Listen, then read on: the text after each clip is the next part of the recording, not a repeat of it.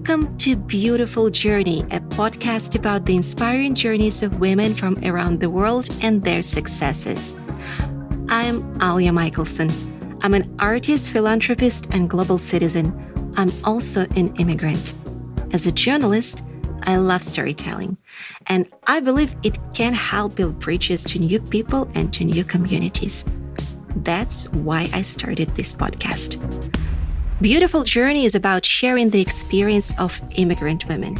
In my interviews, you'll hear about the hardships, the isolation, and the stereotypes of the immigrant experience, along with their triumphs and successes. You'll hear uplifting stories of resilience, the beauty of community and allyship, and the unique, singular perspectives of immigrant women. Some of the stories might be familiar to you, and you may hear aspects of your own story in them. Or maybe these are totally new perspectives for you. Either way, I'm happy to have you along for this beautiful journey. My conversation today is with Sylwia Wiesenberg. Sylwia is an innovator and the founder of several companies in the skincare, wellness, and fitness space. Sylwia was born in Poland and she lived there until she was 16.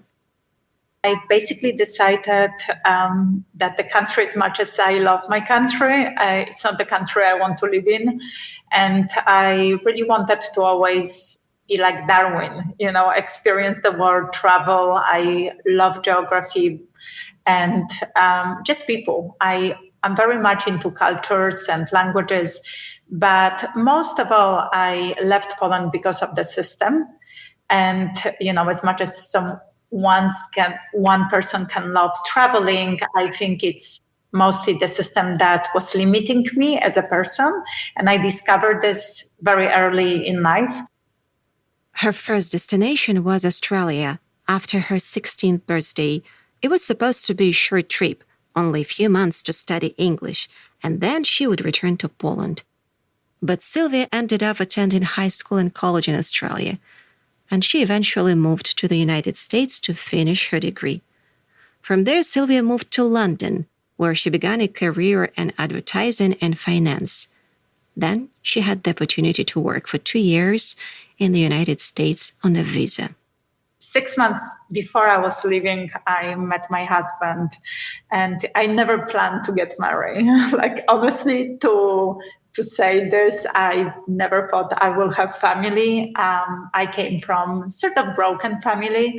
And, when you have a tough life as a child, and especially where you come from, you might not want to continue the history. So I thought I would just be very independent. I will create things. I will travel. I will meet people. And I will just enjoy life. And I met my husband, and now I've been here almost 20 years, actually. Sylwia's story is amazing to me because I think she's the definition of a global citizen. She lived all over. She's comfortable anywhere in the world. Barriers don't become obstacles for her. Sylwia is also a very creative person. She started a fitness company on her own, and then she had the idea for what would become her company, BAWDY. That's BAWDY, Beauty. And the inspiration was a body part. So my passion since I was a little girl was always a butt. I love asses. It's like, when people ask you, what do you like the most about yourself, besides your brain, yes, and life maybe, I love my ass. I always found really fascinating butt as a movement.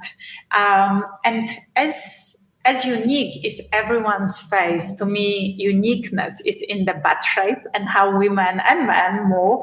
And I thought, I want to inspire people to feel better. So the first company that I found was actually a fitness called TONIQUE, TONIQUE Fitness. And I developed a whole workout I have right now, probably 65 workouts that I filmed on the streets around the world. I basically put the camera, roll on, no lights, nothing with the rain. I filmed actually in Budapest and in the rain. like on the street, because when I was there for 3 days, I didn't have a nice weather. So I was like, you know what? I'm just going to show Budapest in the rain. And it was beautiful. People were like, this girl is crazy. Thanks God no one arrested me. And so I filmed around the world, like from, Uruguay, Argentina, Australia, Poland, like name it. And now I just finished Alaska, which was fantastic and very wild.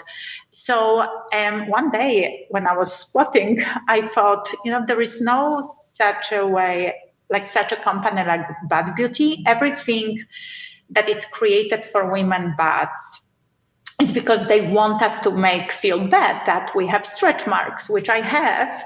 But they are because I was doing gymnastics for 14 years, and they are natural beauty marks. So the way my skin has the elasticity, they want to make us, the companies, feel bad that we have cellulite. Cellulite is something that every woman, no matter what her size is, has at one point in her day or month because of our hormonal issues and stress and what we eat. Do we drink enough water? So I wanted to have a company that makes women and men, but mostly women because I'm a woman, so I targeted that audience to feel good naked, to really embrace their bodies, not shame them, not to point to what's wrong with their bodies, but actually make them to play with beauty, because beauty is about having fun with yourself. Sylwia's company has seen a lot of success. She has a line of body products now, and her messages of positivity, self-care, sexual wellness, and connection have really resonated with people and celebrities too. The best email I got when a woman wrote me who doesn't know me, and she wrote me, through your brand, I can feel who you are. And I was like, no way. It was so beautiful, because that's, as a female entrepreneur, you want to touch female. As much as we want to be inclusive for everyone, I think woman to woman is how we want to fix things. Here is more of my conversation with Sylwia Wiesenberg, founder of TONIQUE Fitness, Dope Naturally, and BAWDY Beauty.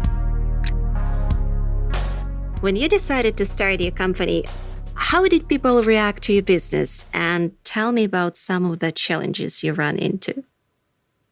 Being immigrant is incredibly hard. And I hate the BS about female to female. I will support you. I went to so many funds that they were female funded, and they said that they will fund you or help you because you are a female, with the ideas they want to be safe, honestly, and my product has not been saved, and it wasn't even proven because it's such a new category. So I have so many obstacles to overcome. Firstly, my accent. Secondly, I'm immigrant, so there is a fear that maybe I think differently. I'm not in the clique of American entrepreneur, and it's a crazy product. So, maybe it's uncomfortable for some funds, even though they invest in sexual wellness. And I spoke to women who invest in sexual wellness. I think that obstacle of not being fully American, right now I can vote, so I became American, but I'm still not American. Even if I became American, I'm still not born here. I have a different culture, different perspective.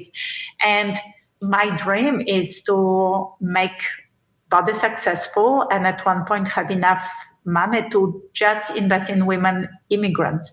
Like, this would be, if you would ask me what's the farthest goal would be to become a woman investor without raping the brands, without stealing the percentages and taking advantage that you are a woman and then you are immigrant, and really investing to help, not to just make money.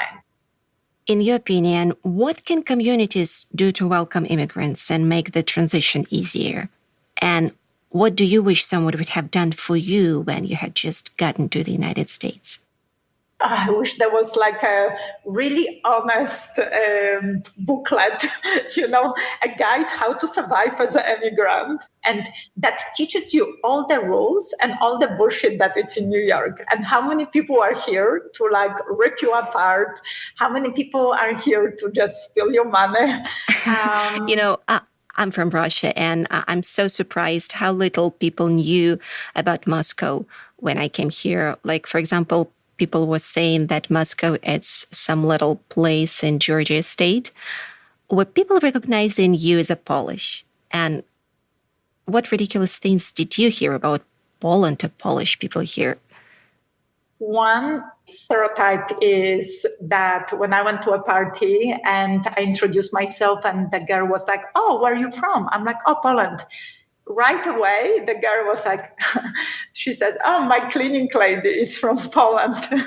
Like, so I'm like, okay, like, does it make me cleaning lady? Like, I love actually cleaning, to be seriously honest. So, and I laughed. I was like, so what? Like, if I say, "Where are you from?" and you say you are from America, it's like, if I say that I have a friend who is so-and-so in America, like not every American woman is that one thing.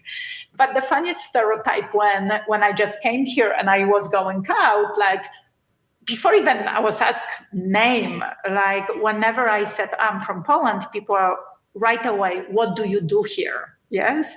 And I said, well, because I created that answer based on people's perception who I was here. I said, well, when they said, "So what do you do?" And I said, "I am a nanny, I'm a cleaning lady, and I'm a hooker." From time to time, I can be a model because that's the stereotypes for Polish women. And especially if you are attractive and young and you have so much life in you, people really think that they can just narrow you to those four stereotypes. And it's very sad. I also found it really interesting because for whatever reason, the femininity that European women have naturally is something that takes away from your achievements in American eyes. There is a stereotype that brain and beauty don't go together. But a lot of people that I know have both because only the best of the best aspire to leave their countries and achieve something bigger than they have. Exactly. No, I totally agree with you how, and that goes back to also the first question we were talking about, finding any investors. The minute you have sense of humor, you must be crazy and dumb. Yes. And I love to joke, as you can see, like my whole life is a joke. Yeah. So, and I love to joke. I love to be mischievous. I love to be feminine. I don't want to be a woman in pants. I want to be a woman in skirt. And I want to, but I have my power. So I don't need to then yet dress certain way to prove someone. I don't need to prove my brain to anyone.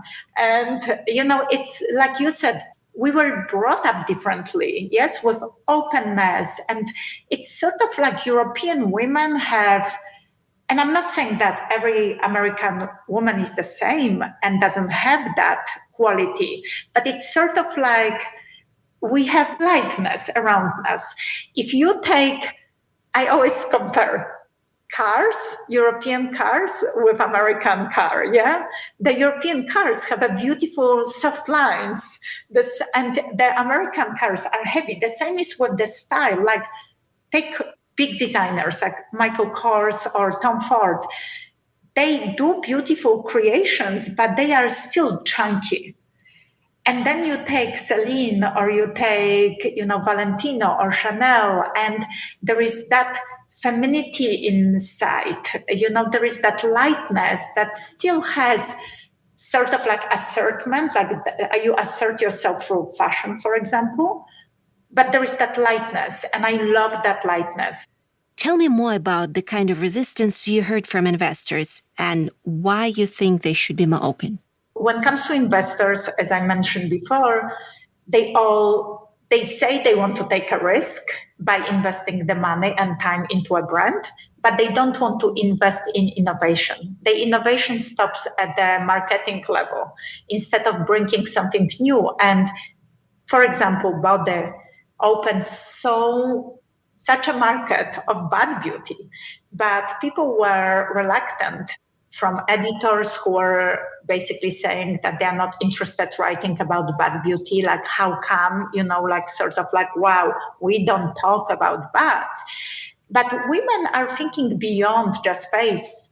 Now bikinis are getting smaller and more skin is exposed, and women are into showing their butts, especially the younger generation is making money out of it in a way of becoming influencers for body, for fitness, for clothing, for bikini lines, that it's endless of them, amount of those bikini lines. So I think more women are open to actually take off their clothes and flaunt their bodies and take care. Also, they now understand that taking care of their butt and their body is as important as the face, because the skin has to match. They can't be like flawless here and what's happening with the 75% of your skin from neck to your toes. But I think also consumer is curious and wants to do other things. So there are no limits. I don't think any idea is a crazy idea. I think women, especially immigrants, if they come with different ideas, different view, different perspective, it's very positive. Look what happened with K-beauty. K-beauty came from Korea. Totally different regime, 16 serums on your face. Like, who has time for it? Yet it was accepted for a while, then was considered as a waste of time and money. But, it still had a chance, stayed with some, and went, as a trend. But Korean cosmetics are very innovative. The whole beauty is also an example for many American brands that they are just always looking up to them, to innovation. So as much as everyone says America is like the country in the world that it's so powerful, I think it lacks creativity. And they look up to other countries. Maybe America is the most powerful country. We'll see, but it lacks creativity, lacks the openness to ideas. Like, everything has to be safe, and there is nothing safe in life. Nothing is safe. My last question for you is for some advice. What is your best advice for a woman coming here who wants to start a business? Take a chance, especially when women who are coming here, and most immigrants are young girls, and they have a whole life in front of them. Don't fear that you will fail. Like, nothing is failure, and from every failure, you learn something new and you become smarter and more brilliant. With fashion, bring the European flair. I think the sensuality and sexuality of female body, of female, how they dress, it's incredible, it's beautiful. And definitely European women have so much sophistication. And I know that now we are bombarded with a casual wear, but you can bring some sophistication even to a casual wear. You can wear sweatpants with a really nice jacket and still look more sophisticated and put together. But my advice is be a fighter. Never give up. It's like a boxing ring. You get punched in the face so many times from both female and male industry. Every industry is super competitive now. Every industry is super throat cutting. And I think in the end, as I said, you are in the ring, you get punched in the face, you have 10 seconds to put yourself together, to get up and be like Rocky, the winner, yes? And that's how I think. I get punched, and I punch myself by having doubts about myself. But then I look around and I'm like, you know what? It's a journey and it's my fight and I will survive it. We survived communism. If you survive communism, you survive anything. So, and I hope that every female will have that bravery in her and courage to just come and fight. And this is a good land. America is a great ring to fight. That was my conversation with innovator Sylwia Wiesenberg about her beautiful journey. You can learn more about Sylwia and her company at bawdybeauty.com. That's BAWDY spelled BAWDY. You can hear more beautiful journey stories at my website, alyamichelson.org/beautiful journey, or subscribe to the podcast feed so you don't miss an episode. And if you or someone you know would be a good person for me to talk with, I would love to hear from you. You can find our contact form at alyamichelson.org. This podcast is produced by Emily Juniors, Sarah Fay, and Inside Voices Media. I'm Alya Michelson, and thank you for listening.